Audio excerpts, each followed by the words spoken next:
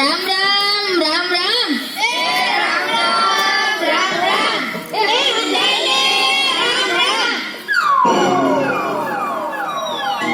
હું એલા રમલા હમણાં હું નવા જૂની છે.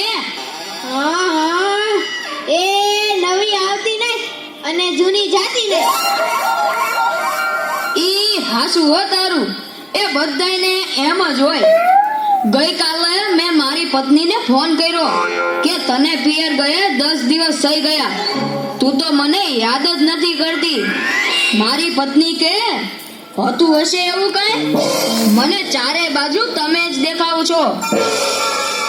તુવેરની દાળમાં, ચોખાના દાણામાં, ઘઉંના લોટમાં. સાલું મને તો આંચકો લાગ્યો. હું ધણી છું કે ધનેડું? એ હા ભાઈ હા, એ કાગડા બધે કાળા જ હોય. એ તારી વાત એકદમ હાચી હો ભાઈ. એ બીજી એક વાત કહું. એકવાર હું મારા હાહરે ગયો.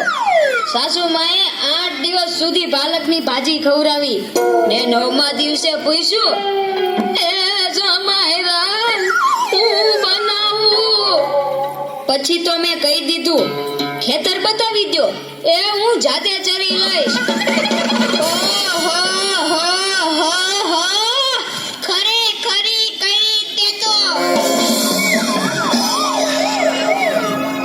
અરે હું હમણાં મારી પત્ની સાથે શાક માર્કેટમાં ગયો તે ઈ મને કહે 2 કિલો વટાણા લાવ. મેં કીધું લઈ લે, એમાં હું પૂછવાનું હોય? તો મને ઈ કે પૂછવું તો પડે ને, આ વટાણા ફોલવાના તો તમારે જ છે ને. ઓ કરો વાહ. અરે બાયોની ક્યાં માંડો છો? આજકાલની પડજાઓ પણ જુઓ ની. મારી ટિંડોળના હાથમાં મોબાઈલ આવ્યો એટલે બસ પતી ગયું, સમજી લે.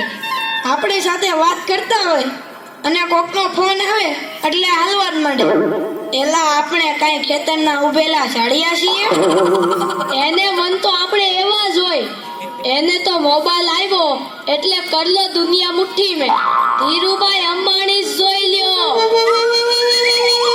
એમાં આ જીઓ આવ્યો ત્યારથી છોકરાઓ તો આપણું જીવ લઈ ગયા છે. અરે એનું નામ જીઓ નહીં પણ મરો એવું રાખવું જોઈતું તું. એ મોબાઈલ આવ્યો એટલે કેમેરો ગયો. એ મોબાઈલ આવ્યો એટલે ઘડિયાળ ગઈ. એ મોબાઈલ આવ્યો એટલે બેટરી ગઈ.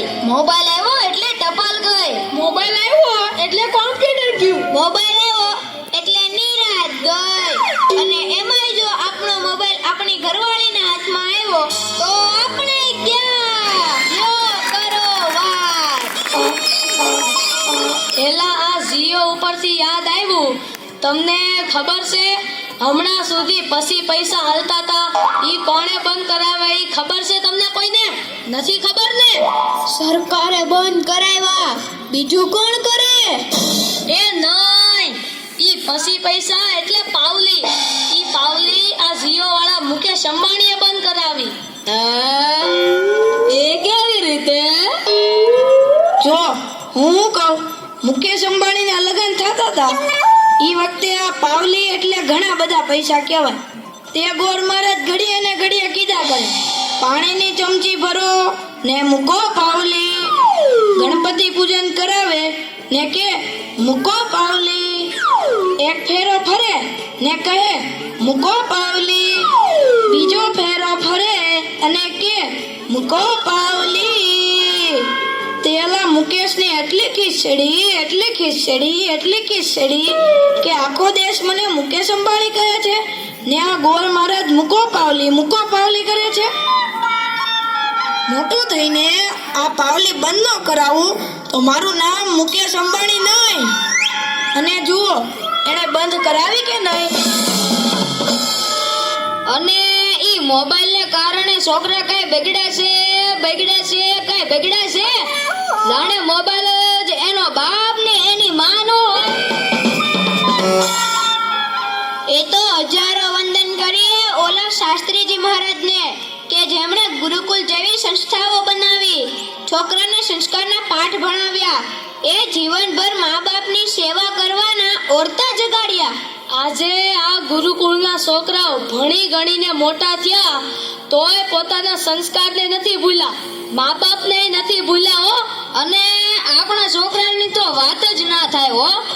એ વરાસા મોકલ્યો હોય તો તાબીએ જઈને બેઠો હોય, અવેડાના ડાટા કાઢી નાખી એવા હોય. કાલે મેં ઓયલા પહલાને કીધું કે તારો છોકરો પથ્થરના ઘા કરે છે, કોઈને વાગી જશે. પહલો મને કે ઈ મારો છોકરો નહીં, ઈ તો મારો ભાણિયો છે. મારો છોકરો તો તારા બૂટમાં પાણી ભરે જો. એ લાટા પાટા શણગાર કરીને સ્કૂલે મોકલો હોય ને ઘરે આવે ત્યારે પલળેલ કાગડા જેવો થઈ ગયો. મારા ટીનિયાને સાહેબે પૂછ્યું કે 15 ફળના નામ બોલ. ટીનિયો કે એક સફરજન, બીજું એક ચીકુ, એક ત્રીજું પપૈયું અને 1 ડઝન કેળા. થઈ ગયા ને 15 ફળ. લ્યો કરો વાત. અરે આપણા છોકરાની વાત મૂકો તડકે, આપણી જ વાત કરો ને. ઘરે છોકરાનો જન્મ થાય એટલે એની માં કે નાક તો મારા જેવું છે, બાપો કે એની આંખો મારા જેવી છે, કાકો કે એના વાળ મારા જેવા છે હો, મામો કે હાસ્ય મારા જેવું છે. એ છોકરો મોટો થઈને જ્યારે ના કરવાનું કરે ત્યારે બધાય કે ખબર નહીં આ હરામખોર કોના જેવો છે. હવે તો ભગવાનને એક જ પ્રાર્થના કરવાની કે ગુરુકુલના બાળકો જેવા આપણા છોકરામાં પણ કાંઈક સંસ્કાર આવે. એ લ્યો તોય સૌના ઘરે જાય. આ લોકો તો નવરા છે, આપણે ખૂબ ખૂબ આભાર.